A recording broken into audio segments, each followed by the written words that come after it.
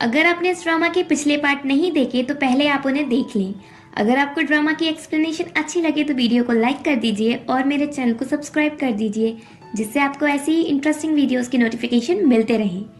शुए जीशेन को jealous feel कराने के लिए कहती है दोनों साथ में कितने अच्छे लग रहे हैं, पर जीशेन पर क्या? शुए मोहान जिंगजिंग को लाइक करता है और शीशी तुम्हें लाइक करती है, इसलिए कभी न कभी जल्दी या देर में इनका ब्रेकअप तो हो ही जाएगा। जीशेन लगता तो मुझे भी यही है। जब जीशेन शुए के पास था तो उसी टाइम उनके पास रिपोर्टर्स आते हैं और वो जीशेन से पूछते हैं क्या ये वही लेडी है जिसकी वजह से आपने इनविटेशन रिजेक्ट कर दिया? जीशेन ये वो लेडी नहीं है, वैसे आप सभी को मैं ही बता देती हूँ, वो शीशी है। देन जीशेन वहाँ से चला जाता है। मोहान और शीशी दोनों पार्टी से जा रहे होते हैं। शीशी कहती है हम जीशेन और शुए को यहीं छोड़ जाएंगे। मोहान वो दोनों एडल्ट हैं, इसलिए खुद सोच समझ सकते हैं, इसलिए उनकी चिंता करने की जरूरत नहीं है, अब चलो। जाते टाइम मोहान जीशेन को देखता है। जीशेन की नजर उन दोनों पर ही होती है। मोहान जीशेन को ये बताने के लिए कि शीशी उसकी है, वो उसके सामने ही शीशी को किस करता है।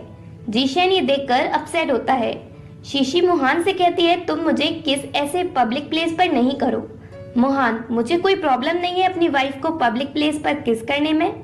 शीशी पर लोग हमें देख रहे हैं। मोहान ठीक है, मैं बाहर तुम्हें किस नहीं करूंगा। फिर वो दोनों चले जाते हैं। उनके जाने के बाद बाहर जीशेन आता है। उसे समझ आ चुका है कि शीशी और मोहान एक दूसरे को लव करते हैं, किसी और को नहीं। थोड़ी देर बाद उसके पास शुए आती है और अपनी बकबक शुरू कर देती है।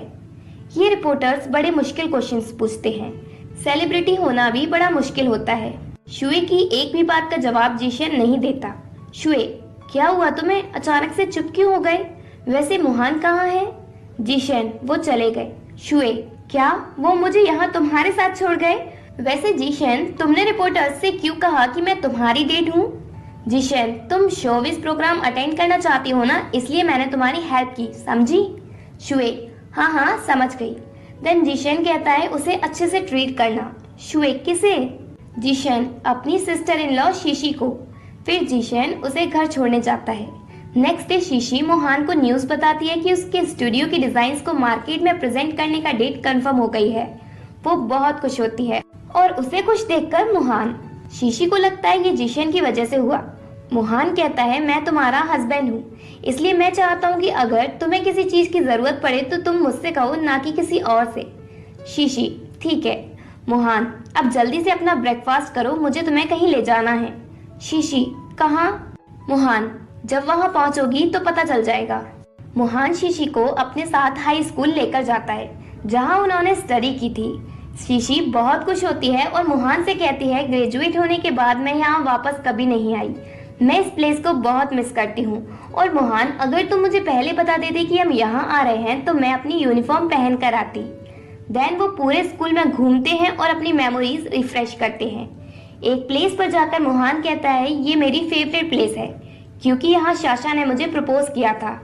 शीशी अपसेट हो जाती है और कहती है तो तुम यहाँ बस उसी मोमेंट को याद करने आए हो।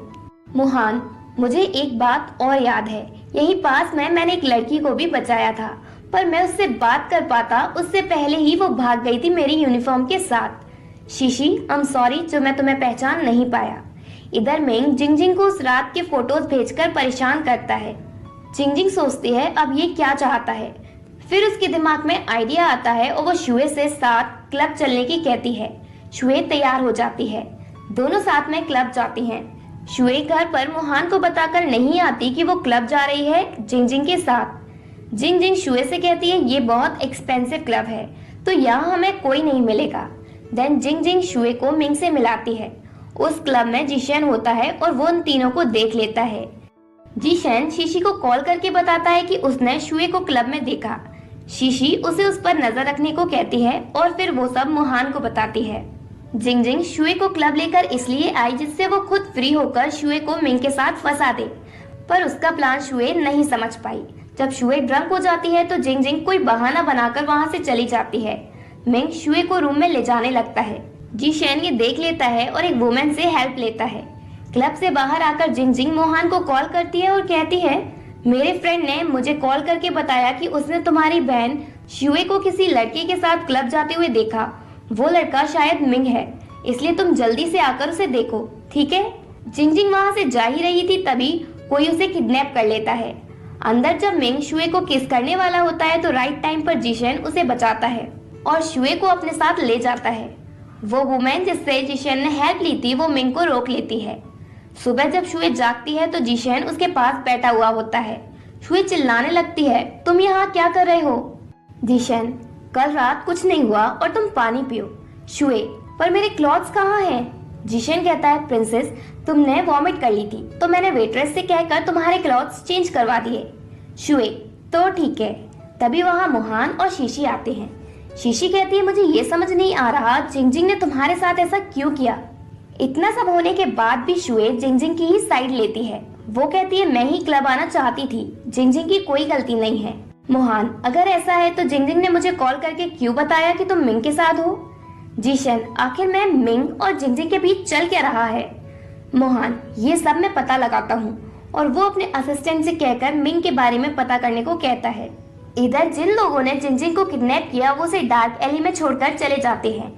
नेक्स्ट डे जब जिंगजिंग के बारे में मोहान की मॉम को पता चलता है तो वो मोहान से कहती हैं कि वो जाकर जिंगजिंग से मिलकर आए क्योंकि इस टाइम वो बहुत परेशान है। मोहान, मॉम, ये आप कैसे कह सकती हो? उसकी वजह से शुए कितनी बड़ी प्रॉब्लम में फंसने वाली थी। अगर वहाँ जिशन नहीं होता तो पता नहीं शुए का क्या होता। इधर जिंगजिंग से उसकी मॉम पूछती है कि उसके साथ ऐसा किसने किया। जिंगजिंग कहती है, मुझे कुछ याद नहीं है, बस मुझे इतना याद है कि मैं शुए के साथ क्लब में गई थी। इसके बाद मुझे कुछ नहीं पता। थोड़ी देर सोचने के बाद जिंगजिंग अपनी किडनैप होने का ब्लेम मोहान पर डाल देती है। जिंगजिंग की मॉम मोहान की मॉम से कहती है कि मोहान ड्रंक था और उसने जिंगजिंग को किडनैप किया। मोहान की मॉम कहती है, ठीक है, मैं इसके बारे में पता लगाऊंगी।